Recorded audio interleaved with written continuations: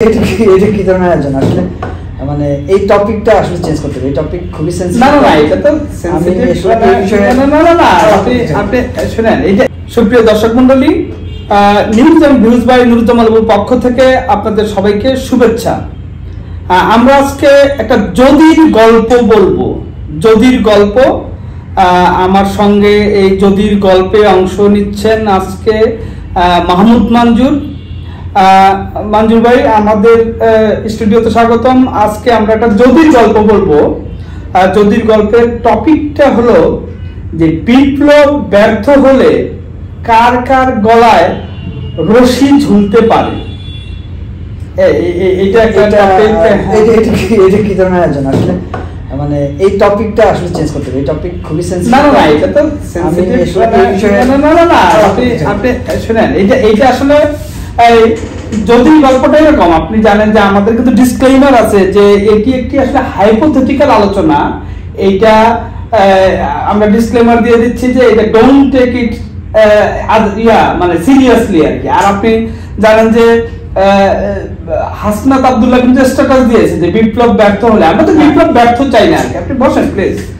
এটা আমরা এটা আমার কাছে মনে হচ্ছে এটা খুব সেনসিটিভ, ঠিক আছে, কিন্তু আমরা একটা ডিসক্লেইমার দিয়ে রাখছি যে এইটা একটা হাইপোথেটিক আলোচনা। এটা ডোন্ট টেক ইট সিরিয়াসলি। এটা একটা যদির গল্প। যদি যে এটা আজকে আপনি জানেন যে হাসনাত আব্দুল্লাহ বৈষম্য বিরোধী ছাত্র আন্দোলনের অন্যতম যে সমন্বয়ক, তিনি নানা প্রসঙ্গ, নানা ঘটনা, নানা কিছু বিশ্লেষণ করে তিনি একটা স্ট্যাটাস দিয়েছেন। তার স্ট্যাটাসটা হলো যে সবাই বিপ্লবী নয়। হাসনাত আব্দুল্লাহ বলেছেন যে সবাই বিপ্লবী নয়, বিপ্লব ব্যর্থ হলে যাদের গলায় ফাঁসির দড়ি পড়বে তারাই বিপ্লবী। এটা তো সত্য। মানে এই হাসনাত আব্দুল্লাহর যে ভাষ্য, এই ভাষ্যটা সম্পর্কে আপনার কি মন্তব্য বলেন? এই ভাষ্যটা প্রথমত আমার কাছে কনফিউজিং লেগেছে। এই ভাষ্যটা বিপ্লব, আমি মনে করি বিপ্লব তো 5ই আগস্ট পর্যন্ত কিন্তু বিপ্লবের একটা ফেজ কিন্তু শেষ। বিপ্লবীরা জয়লাভ করেছে, ফ্যাসিস্ট সরকারের পতন ঘটেছে। ওকে, বিপ্লব তো ওইখানে শেষ। ওইখান থেকে আবার আমার ডে 1 থেকে শুরু, 5 তারিখ থেকে আবার শুরু। না কিন্তু শুরু থেকেই কিন্তু একটা কথা বলা হচ্ছে যে প্রতি বিপ্লব হতে পারে, প্রতি বিপ্লব হলে প্রতি বিপ্লব হয়, প্রতি বিপ্লব হতে পারে, সেই একটা সংকার থেকে বলেছে যে আর এখন যে ঘটনা প্রবাহ, নানা জনের যে নানা সুবিধা নানাভাবে নিচ্ছেন, সেই ক্ষেত্রে তিনি বলেছেন যে এইটা কেমন করে মিস্টার লাবু আমাকে এইটা একটু ক্লিয়ার করেন। আমি এটা বুঝতে পারছি না। এই পোস্টের পর থেকে আমি এটা বোঝার চেষ্টা করছিলাম। বিপ্লবী, উনি বললেন যে যারা যাদের ফাঁসি হয়, বিপ্লব করে যাদের ফাঁসি হয় তারাই প্রকৃত বিপ্লবী। না সেটা তো হ্যাঁ উনি বলেছেন। না উনি বলেছেন যে বিপ্লব যদি ব্যর্থ হয়, ধরেন যদি আমরা যেহেতু যদির গল্প আর কি, যদির গল্পটা বলছি যে যদি এই সরকার ধরেন নাই, ফ্যাসিস্ট আওয়ামী লীগ কোনোভাবে বিপ্লব করে আবার ফিরে আসলো। আমরা বলতেছি যদি, কিন্তু যদি এইটা অসম্ভব।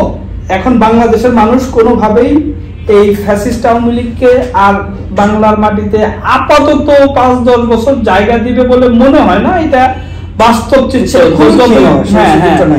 দলান্ধ বা যারা, এটা আমার কথা হচ্ছে যে ফিরে আসার পর আপনি বলতে চাইছেন, ফিরে আসলে হাসনাত আব্দুল্লাহ যেটা বলেছে যে যদি ফিরে আসে তাহলে আসলে কাকে কাকে টার্গেট করবে আর কি, একটা তো টার্গেট। উনি বলেছেন যে যদি বিপ্লব, তার মানে তো ওই কেউ যদি ফিরে আসে তাহলে তো বিপ্লবটা ব্যর্থ হইল আর কি। তাহলে ব্যর্থ হলে কাকে কাকে টার্গেট করে ফাঁসি দিতে পারে তার ভাষায়, বা কার গলায় ফাঁসির দড়ি পড়তে পারে। মানে উনি বোঝাতে চাইলেন যারা এই বিপ্লবের সম্মুখ সারিতে ছিলেন, যারা সমন্বয়কদের মধ্যে, যারা ফ্রন্ট লাইনার, যারা হাসনাতের মতো কথা বলেন, যারা উপদেষ্টা আছেন, তার মানে আমার প্রশ্ন এখানে, তার মানে শুধু এই মুখপাত্ররা যাদেরকে আমরা চিনি, যারা ভোকাল এখনো, তারাই কি বিপ্লবী? বাকি 2 কোটি মানুষ যে এই আন্দোলন করলো, কেউ গান লিখলো, কেউ ফেসবুকিং করলো, কেউ জনমত গঠন করলো, কেউ টাকা পয়সা দিল, কেউ আশ্রয় দিল, খাবার দিল, আমি ওদেরকে কি বিপ্লবী বলবো না? না, ফ্রিডম হাউসে তো অনেক কিছু না আছে। না, হ্যাঁ অনেক কিছু আছে অবশ্যই, তাদেরকে সেটাই আমি কথা বলছি যে মানে উনি বোঝাতে চাইছেন যে তাদেরকে হয়তো যারা ফ্রন্ট লাইনে, যাদেরকে গলায় ফাঁসি দিতে পারে বা যাদের বিরুদ্ধে কঠোর হতে পারে যদি প্রতি বিপ্লব হয়, তারাই বিপ্লবী।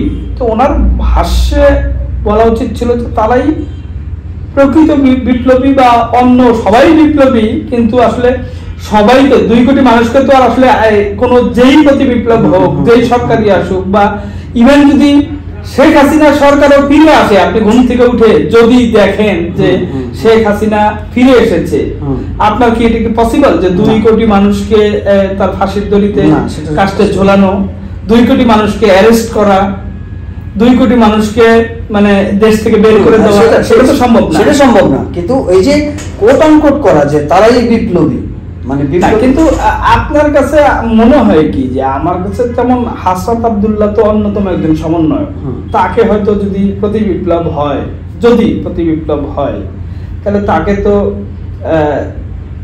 সে শঙ্কা করছে, এবং আমরাও মনে করি যে যেহেতু সে অনেক বড় একটা ভোকাল, এখন যে বৈষম্য বিরোধীদের অন্যতম ভোকাল যারা উপদেষ্টার বাইরে রয়েছে, সে একজন অন্যতম ভোকাল, তার বিরুদ্ধে হয়তো কঠোর কোনো কিছু, আমি বলছি না যে ফাঁসি, আমরা তো মৃত্যুদণ্ডের, আমি পার্সোনালি মৃত্যুদণ্ড, ফাঁসি এইসব আসলে কখনোই সাপোর্ট করি না আর কি, তার বিরুদ্ধে একটা কঠোর ব্যবস্থা হতে নেবে। আপনার কি মনে হয় যে আর কার বিরুদ্ধে যদি প্রতি বিপ্লব হয়, যদি তাদের ভাষায় এই সংখ্যা যদি সত্যি হয়, তাহলে কার বিরুদ্ধে এই কঠোর ব্যবস্থা নিতে পারে আপনার মনে হয়?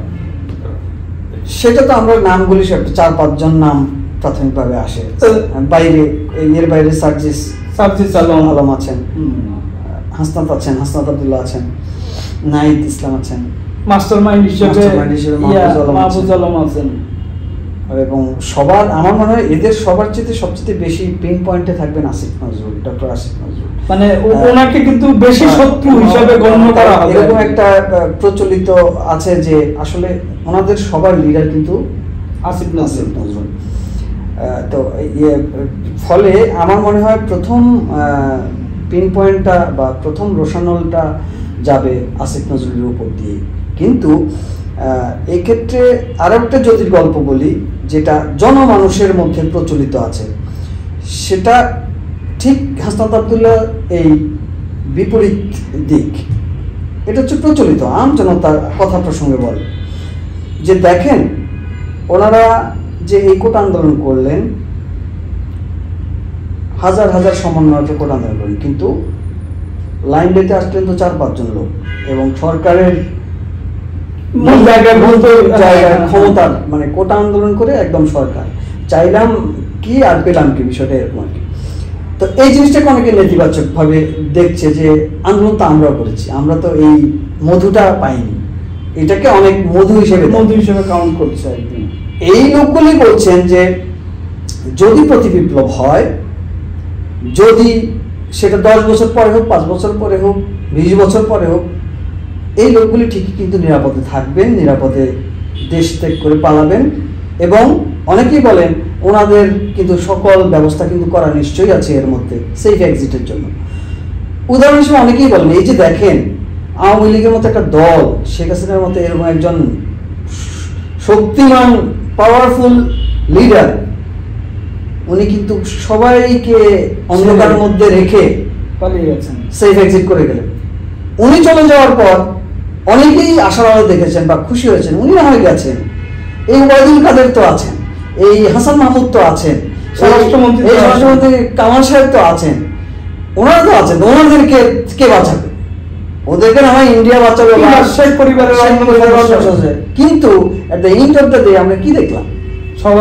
সবাই কিন্তু সেফ এক্সিট, যারা পাওয়ারফুল লোক, হ্যাঁ সালমান এফ রহমানের মতো, পলক সাহেবের মতো এরকম 2-1 জন লোক ধরা পড়েছেন, কিন্তু আসলে মানুষের এক্সপেকটেশন তো এটা ছিল না। মানুষের এটা তো আবার একটা বিষয়। তার মানে হচ্ছে মানে এই জটিল গল্পটাও আছে, যদি এই প্রতি বিপ্লবের শিকার হন এই সরকার বা এই ছাত্ররা, তাহলে সাধারণ অনেকেই মনে করেন এই মানুষগুলিই চলে যাবে সেফ এক্সিটে, কিন্তু ভুক্তভোগী ওই তালিকা ধরে বাকি সমন্বয়করা আসামির কাঠগড়ায় দাঁড়াবেন এবং হেনস্থা শিকার হবেন, গ্রাম ছাড়া হবে, মামলা শিকার হবেন এবং তাদেরই একটি অংশ পঙ্গুতে আজকে বিক্ষোভ করে আছেন। তাদের ক্ষোভ দেখা না, কিন্তু জগন্নাথের এটাও তো সত্য। আপনি যে ধরেন 1 কোটি লোক রাস্তায় নেমেছে সারা দেশে, ঢাকায় নেমেছে, তো ধরলাম 151 জন, 53 জন বা 55 জনের একটা বৈষম্য বিরোধী ছাত্র আন্দোলনের একটা কমিটি ছিল। আপনি কি সরকারে 155 জনকে কি আপনি জায়গা দিতে পারবেন? আপনি কি যদি সাংগঠনিক কাঠামো ধরেন, তো 155 জনকে কি আপনি সভাপতি করতে পারবেন? আমি বলি, আপনি কি 1 লাখ মানুষকে কোনো কিছু করতে পারবেন? মানে তার সকলের প্রত্যাশা, এখন সবাই তো মনে করে যে আমি আমার জায়গা থেকে, প্রত্যেক ব্যক্তি যারা মাঠে নেমেছিল সবাই মনে করে যে আমি আমার জায়গা থেকে সর্বোচ্চটা করেছি এবং আমি যোগ্য, আমি এটা পাওয়ার যোগ্য। তাহলে এবার আমি আপনাকে থামাই, আমি আপনাকে পাল্টা প্রশ্ন করি, যদির প্রশ্ন। যদি এই সমন্বয়করা আন্দোলন পর্যন্তই থাকতো, পতন পর্যন্তই বিষয়টাকে রাখতেন, তারা যদি উপদেষ্টা না হতেন, তাহলে কি এই এই এই এই মানে কি বলবো, এই এক্সপেকটেশন গুলি জন্মাতো অন্য সমন্বয়কদের মধ্যে? না। কারণ আমি আপনাকে মনে করাই দিতে চাই, 8 তারিখের, সম্ভবত 8 তারিখে আমি ভুল না করে থাকলে, শপথ 8ই আগস্ট, অনেক সবাই তাকায় ছিল যে কারা থাকবে এই সরকার। ডক্টর ইউনূস, ওকে, কোনো সমস্যা নেই, ডক্টর ইউনূস সর্বজন যোগ্য, বয়স্ক এবং ইন্টারন্যাশনালি গ্লোবালি উনি রেকগনাইজড একজন পার্সন, তাকে নিয়ে হবে। আসিফ নজরুল শিক্ষক, রাজনৈতিক সচেতন লোক, সিনিয়র লোক, শিক্ষিত মানুষ, যোগ্য মানুষ বলেই নিয়েছেন। এরপরে যখন 2 জন ছাত্রর নাম আমরা দেখতে পেলাম, সবাই কিন্তু অবাক হলো, অবাক বিষয় বললেন যে ওরাও সরকারে না, আমাদের নিতে অনেক কষ্ট হচ্ছে। এখন আমি যদি বলি, যদি ওই সরকারে নাহিদ ইসলাম এবং আসিফ মাহমুদ এই 2 জন যদি ইনক্লুড না হতেন সরাসরি উপদেষ্টা হিসেবে, তাহলে কি এক্সপেকটেশন, এই প্রশ্নগুলি আসতো, এই লাভালাভির বিষয়টা আসতো না? সেইটা আসতো না, কিন্তু আবার ছাত্রদের তো আপনার প্রতিনিধি লাগবে, মানে প্রতিনিধি হিসেবে তো আমরা সবাই জানি যে ডক্টর আসিফ নজরুল আছেন, আমরা ওইভাবেই জানি। ডক্টর আসিফ নজরুল আসলেন কিভাবে এখানে? এই ছাত্রদের মুরব্বী হিসেবে, গার্জিয়ান হিসেবে এসছেন। তো আমি সেটাই বললাম, যদি এই 2 জন ছাত্র না থাকতো, তাহলে এই সরকারের এই মুভমেন্টটা অনেক ইজি হতো বলে আমার মনে হয়। এবং এই যে অটো পাসের চাপ, এই যে আনসারদের এত আবদার, এত জনমানুষের আবদার, এই আবদারগুলি হতো না, কারণ সবাই তো নিজেকে বিপ্লবী এবং সমন্বয় ফিল করে, দাবি করে। না, তাহলে তো যদি আপনার এই কথার সূত্র ধরে বলতে হয়, তাহলে তো হাসনাত যে কথাটা বলেছে যে যারা ফাঁসির দড়িতে ঝুলবে তারাই বিপ্লবী, তাহলে তো আপনি অন্যদেরকে বিপ্লবী হিসেবে খাটো করলেন আর কি।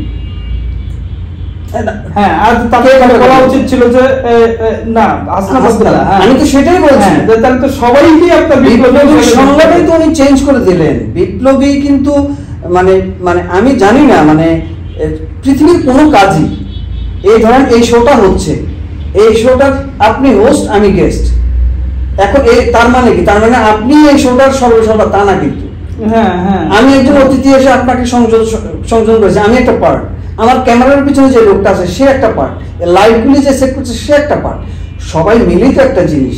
তা এখন আমি যদি বা আপনি যদি দাবি করেন এই শো আমি অ্যাঙ্কর, এই শোর সব কিছুই আমার, এই শো এর যত সাকসেস সব আমার, আমি না হলে হতো না। তো এইটা তো ক্রেডিট একটা, এবং আমি আপনাকে বলি, একজন সাংবাদিকের কাজ কিন্তু মাঠে গিয়ে মারামারি করে না, সাংবাদিকের বুদ্ধিবৃত্তিক ব্যাপার আছে কিছু। প্রতিটা বিপ্লবে 25শে মার্চ কালো রাত কি হয়েছিল, ওই কালো রাতে বাংলাদেশের সকল বুদ্ধিজীবী, সকল লেখক, সকল শিল্পী সবাইকে ইয়ে করে। তারা কি বিপ্লবী না? তারা কি এই দেশের যোদ্ধা না? তারাও যোদ্ধা। না না, তারা তো অবশ্যই স্বাধীনতার সময় যখন স্বাধীন বাংলা বেতার কেন্দ্রে নিরাপদে, ভারতের স্বাধীন বাংলা বেতার কেন্দ্রে তারা গান বাজনা করছে, তাদের কোনো রিস্ক নাই, তারা যুদ্ধ করে না, কিন্তু তারা তো মুক্তিযোদ্ধা।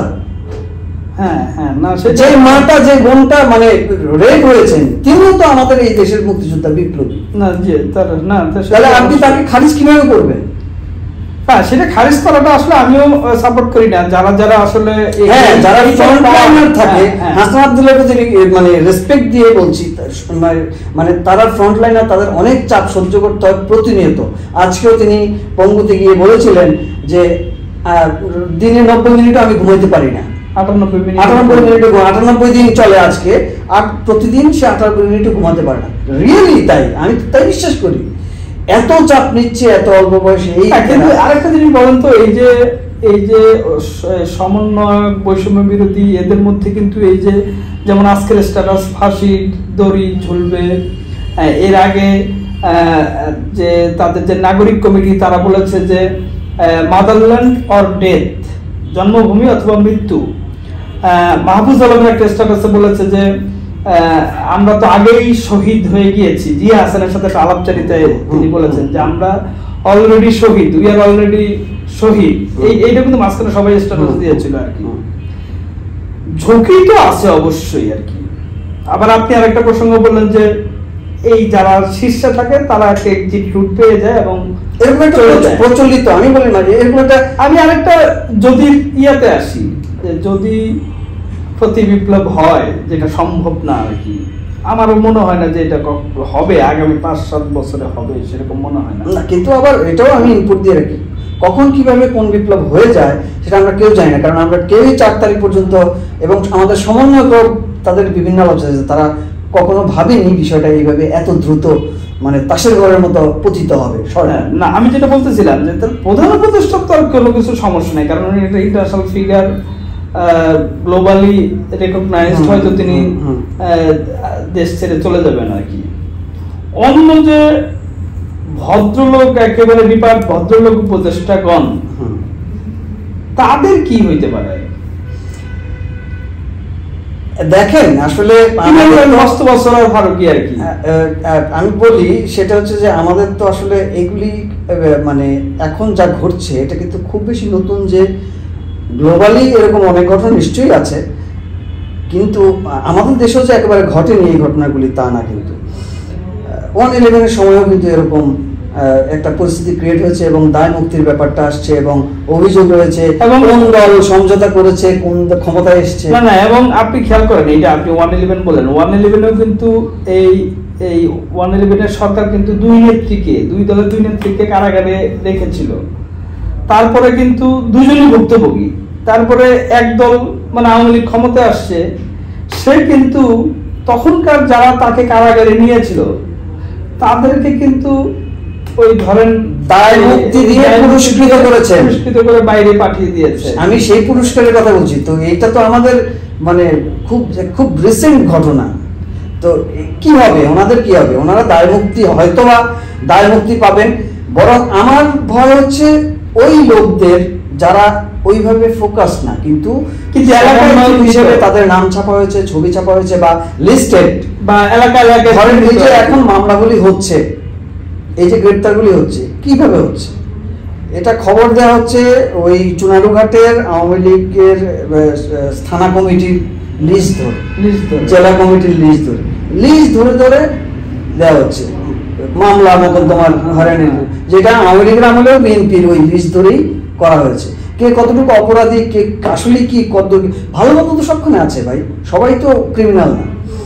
তো যেমন এই যে আমাদের এই সময় এসে মামলাগুলি হচ্ছে, আমাদের নাহিদ সাহেব বলেছেন যে পুলিশের এই কিছু একটা বলেছে, কমেন্ট করেছে যে এরকম মামলায় আমরাও বিব্রত।